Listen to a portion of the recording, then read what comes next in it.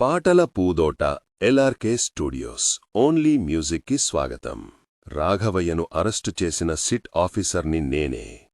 త్వరలోనే కలుద్దాం. సార్, లోపలికి ఎంటర్ అవుతున్నారు. అందరూ అలర్ట్గా ఉండండి.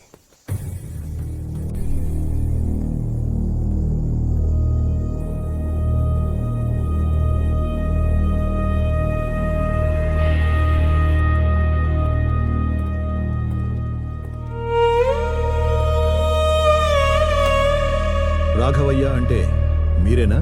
మీరు వెదుకుతున్న వ్యక్తిని నేనే. నా పేరు రాఘవయ్య.